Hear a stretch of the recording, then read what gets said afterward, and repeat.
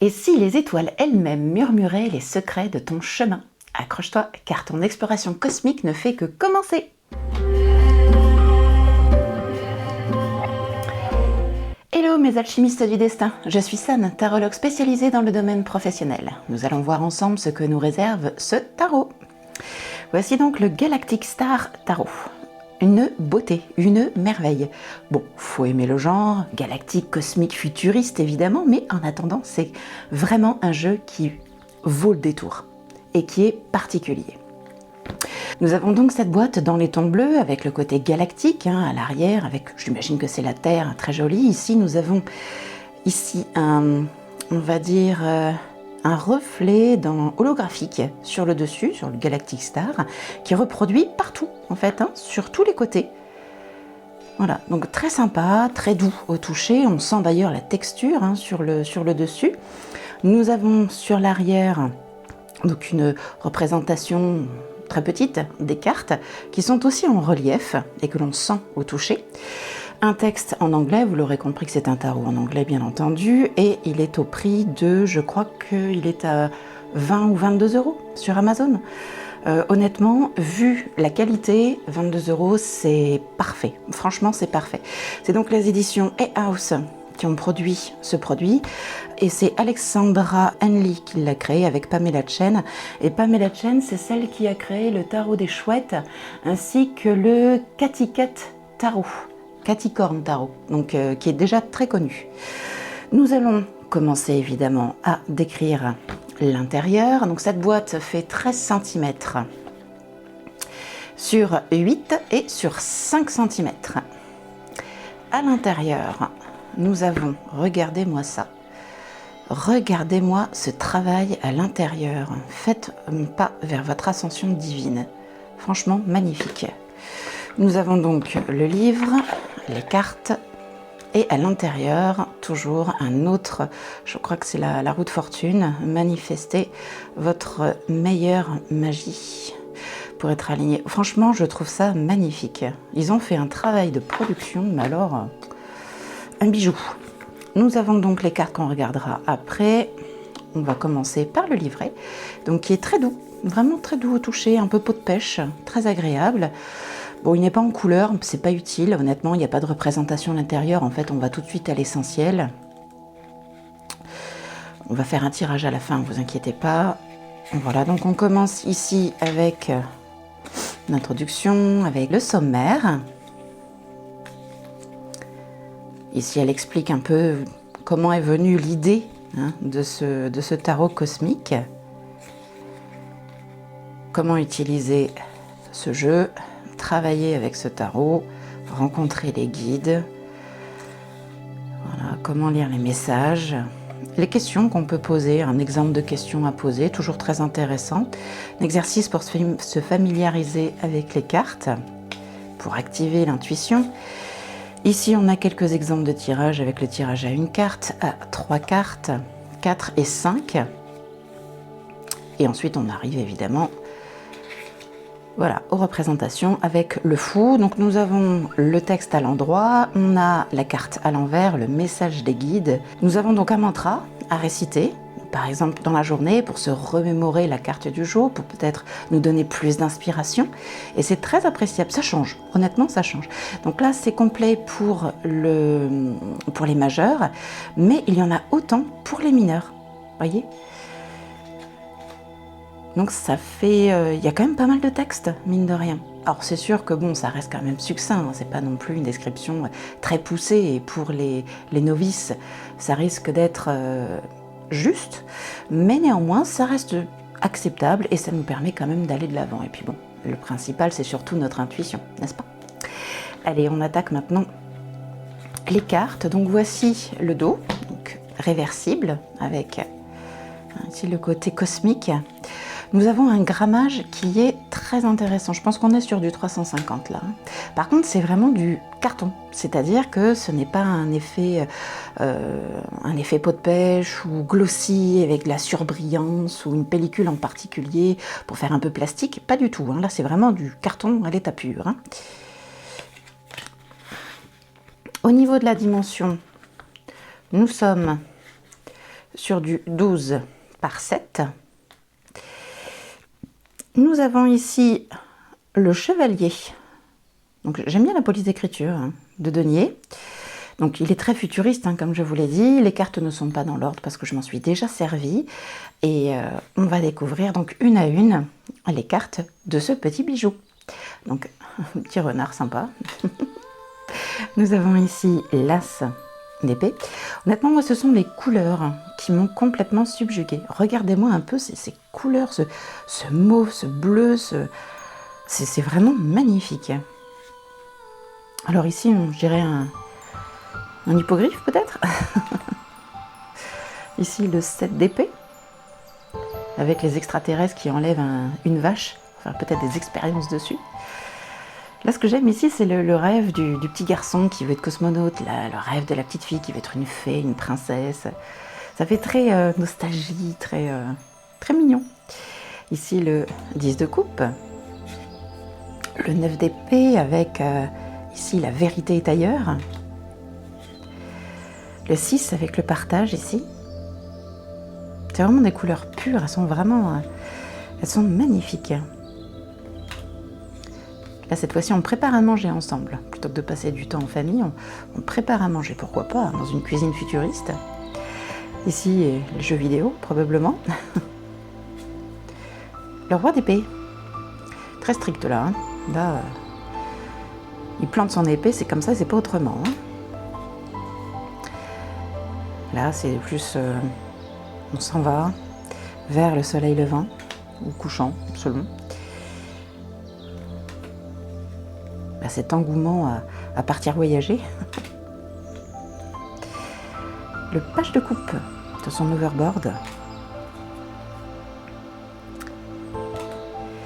Bon, très futuriste. Hein. Dites-moi en commentaire quelle carte vous marque le plus ou si c'est un tarot qui pourrait vous intéresser éventuellement. En tout cas, on peut reconnaître qu'il sort vraiment de l'ordinaire.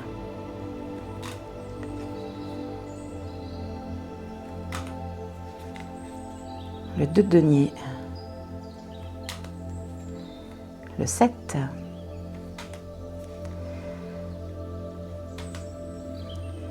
le fameuse à l'intérieur de la boîte, c'est bien ça la roue de fortune, avec ses couleurs parme, vertes, bleues.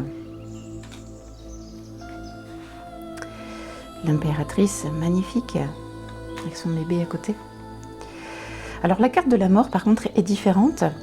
J'ai regardé dans le livret, en fait ça correspond ici à la fin, la mort de la supernova.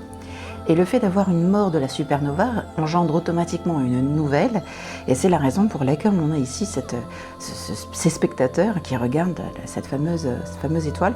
Et donc c'est la carte de la mort. J'étais vraiment intriguée et j'ai regardé dans le texte parce que je ne comprenais pas vraiment au début. Mais maintenant c'est vrai que c'est logique et très cohérent. La grande prêtresse.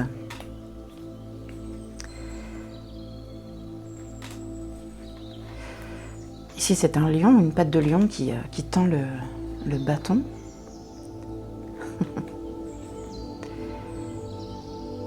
Ça fait très Avatar.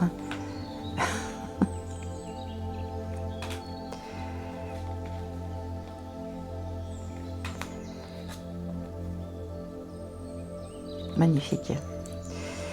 Ah, c'est vraiment très bien fait. Je trouve que ce jeu a vraiment un piquant, a quelque chose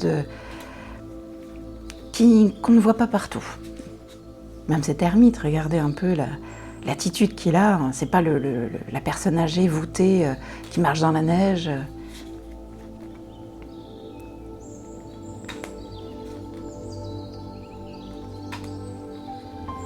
L'empereur. Il fait un peu moins peur que sur certaines illustrations. Le monde.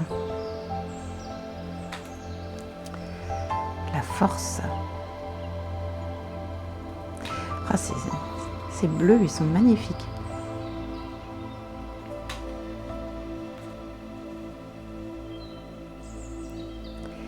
La lune, l'étoile, la tempérance,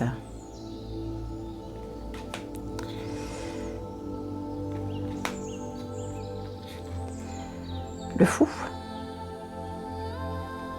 Donc on retrouve tous les codes du Rider-Waite. Il le suit vraiment très très bien, donc on peut s'y retrouver facilement quand on connaît bien le jeu. On n'est pas obligé de regarder le livre et ça c'est intéressant. Alors j'ai aimé le diable avec le fait d'être collé à son téléphone, et ce qui donc représente l'attachement et le côté nocif des choses. C'est très intéressant.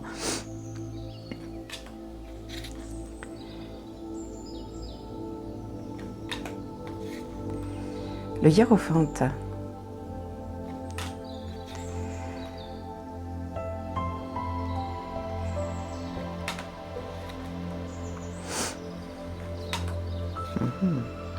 Le 6. Les cartes sont vraiment très douces. Elles sont très agréables au toucher. Et même pour les brasser, c'est un plaisir. Le 3 de denier, donc le travail d'équipe, là c'est vraiment bien représenté. On voit bien, il n'y a pas besoin du livret pour comprendre ce jeu. À part quelques-unes, voilà, nécessaires comme la carte de la mort par exemple, mais honnêtement, on comprend très bien. Regardez cette attitude de personne éplorée qui ne se préoccupe que des coupes qui sont renversées et ne conçoit même pas qu'à côté, juste à côté d'elle, en fait, il y a deux coupes qui sont pleines, lumineuses. On comprend bien.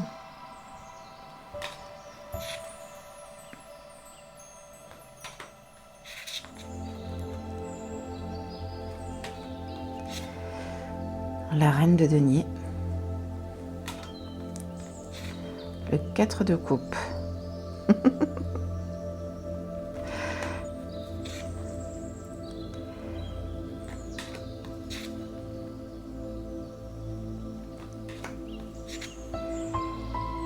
Le 8.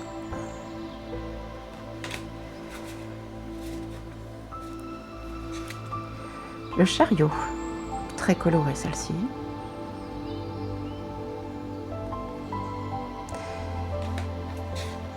La justice, très céleste je trouve, fait plus justice divine que justice terrestre. Le 3 de coupe.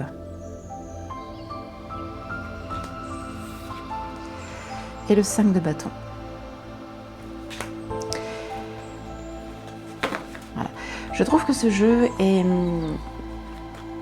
très intéressant de par sa diversité. Et le fait qu'on change totalement de registre par rapport à ce qu'on voit habituellement, à la multitude de jeux qui existent. Le fait que ce soit justement cosmique, galactique, c'est ce qui m'a plu au premier abord. Il y a également les couleurs qui sont vraiment très intenses et très bien reproduites. Le fait que ce soit un clone du Rider-Waite, c'est avantageux aussi, parce qu'on n'a pas besoin de regarder dans le livre à chaque carte que l'on se tire. Et il y a également, qui n'est pas le moindre, c'est le prix. Parce que le prix à 22 €, je crois, honnêtement, c'est d'une qualité impressionnante. Donc je dirais que ma note pour ce jeu serait franchement de 4,7 sur 5. 4,7 sur 5. Il est vraiment très beau, très intuitif, et pour avoir déjà fait des tirages avec, il les mérite amplement. Alors on va faire un petit tirage, on va faire mettons un conseil pour vous qui regardez cette vidéo. Je vais vous laisser choisir entre la carte numéro 1 et la carte numéro 2. Je vous laisse vous concentrer sur le message que vous aurez à recevoir. Carte numéro 1, carte numéro 2.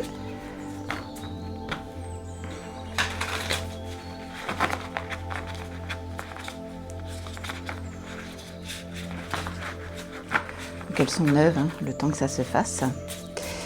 Allez, le message pour la carte numéro 1, c'est un conseil qu'on demande pour ces jours-ci, pour un projet professionnel, par exemple. Et carte numéro 2, un conseil pour ces jours-ci ou un projet professionnel. Pour vous aider à choisir, on va utiliser ici une améthyste et ici une cornaline. Allez, je vous laisse quelques secondes supplémentaires. Quelle carte choisissez-vous? Si vous avez choisi la carte numéro 1, ici on vous dit clairement qu'il est temps de vous mettre en marche, de sauter le pas, d'y aller franco, de laisser derrière vous vos idées, vos peurs, vos craintes et d'oser vous lancer.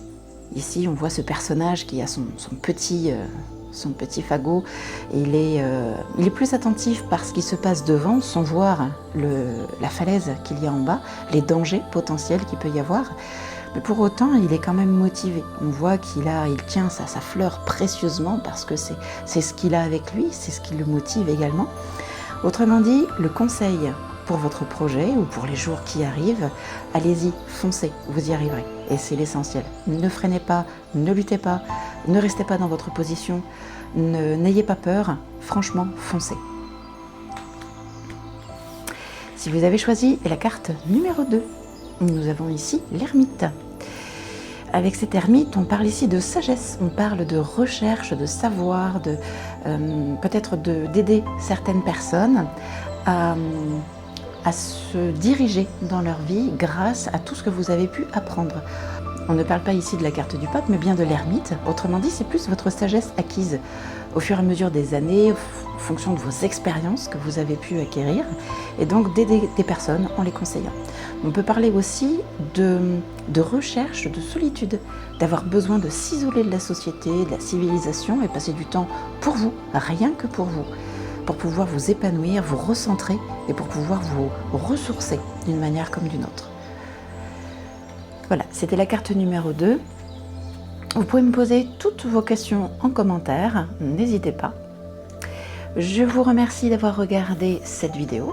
N'hésitez pas à liker, vous abonner, vous me laisser un petit commentaire sympa. Et je vous dis à très bientôt pour une prochaine vidéo.